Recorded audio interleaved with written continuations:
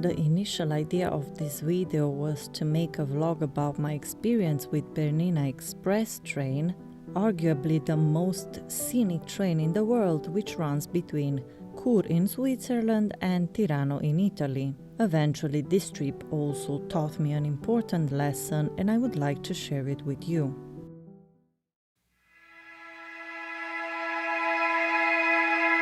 It was 27th of January, my birthday. I made myself all pretty today because it's my birthday, so I wanted to be pretty because I'll be taking Bernina Express, the most beautiful train in the world, if you like, the most beautiful railway in the world. But unfortunately, I'm extremely gutted. I cried the last half an hour. I'm still in shock. I think I need to put my thoughts together for a second, and I hope that I'll manage to turn this day around. It started badly for me, but I'm hoping that it will end well.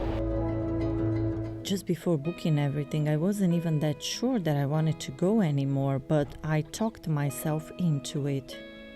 I told myself that it's about time to stop wasting special days, as I won't be alive forever. I thought of the many Christmases, New Year's, and birthdays I spent completely alone in England or in Italy, doing absolutely nothing and feeling sorry for myself, often crying until I was falling asleep. Even this Christmas and New Year felt like a waste. For Christmas I was with my mom, which was a progress from previous years, but we weren't in good mood, so we didn't do anything. For New Year's Eve, I was alone with my dog in a new apartment in which I entered on 31st of December. I could hear people celebrating, and with every laughter I was dying a little bit more inside. I was asking myself, why and how do I end up in this situation every time there is a big holiday? Holidays are for people to stay together and have fun, eat, drink, laugh, dance, feel alive, and not to sit in the house alone, contemplating about how you end up in that situation. So after New Year's Eve, I made a pact with myself to start doing things differently in these cases. So I booked this very expensive weekend in Switzerland. I had a moment of hesitation, but then I remembered the promise I made to myself to never waste a special day again. So I took my dog and went to Switzerland. Our train was delayed, so I had to take an earlier one to make sure I'm not missing the connection. I eventually arrived to Bellinzona, but my brother was still at work, so we had to take another train and walk for another 2 kilometers or so. By the time I went to bed, it was past midnight. My brother was supposed to join me on this adventure, but he changed his mind and I had to go alone. At 4 a.m. I woke up, took the car and drove to the train station, which was around 150 kilometers away.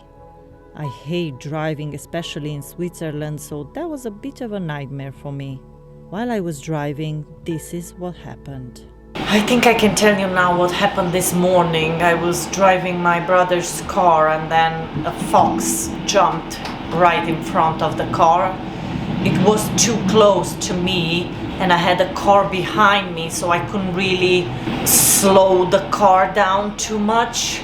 I tried, but unfortunately the fox was too close to me and I didn't want it to risk, an accident because of the fox, if you know what I mean, given that I had a car behind me. She had or her baby, or it was a prey, I'm not sure what. She had something on her mouth. For me, as I am now, it was really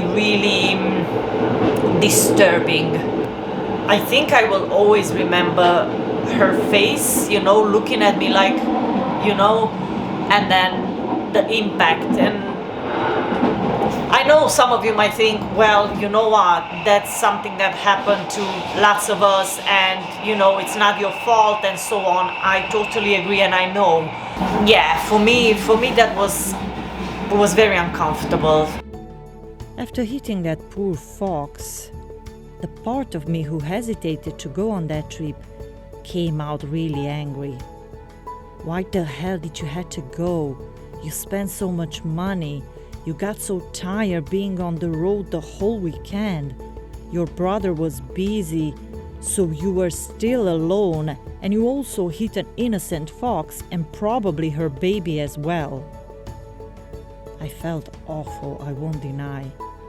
I felt guilty and I regretted my decision to come to Switzerland. The other side of me wasn't ready to give up just yet, so I tried to turn things around and have fun. I got friends with the other passengers and we had a good time together. We talked a lot, laughed, and they even sang me happy birthday. I wasn't alone anymore and I was finally celebrating as I so much desired all these years. Cheers. Mira, aquí me Happy birthday, Mihaela. Gracias. Mucho bamba. Mucho bamba. Thank you. Gracias. Cheers, Mihaela. No. Cuidado. Sí, no, está tan seco, pensé que estaba más seco. Era refrescante. Pose. Happy birthday to me! ¡Bravo! ¡Happy birthday! ¡Cumpleaños feliz! Te deseamos a ti. Happy birthday, Mihaela. Happy birthday to you.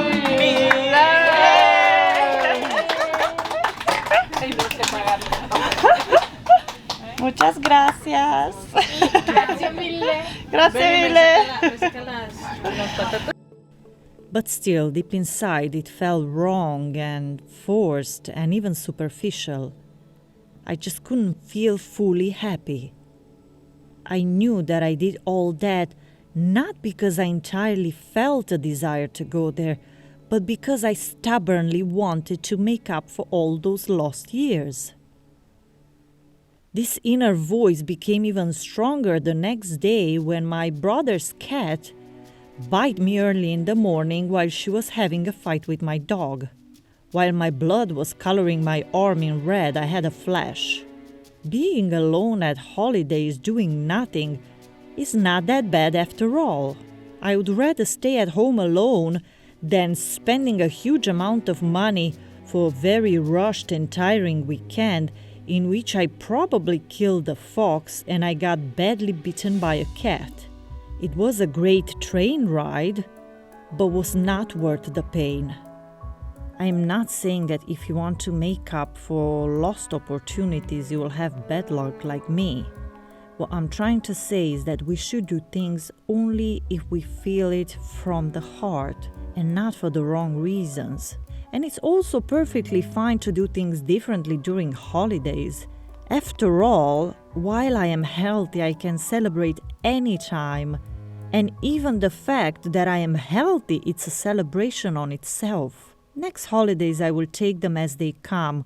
And for sure, I won't push myself into doing something just to do what everyone else is doing in those situations. I think life wanted to show me a glimpse of what other alternatives there are and to kind of make me understand that things could eventually go worse.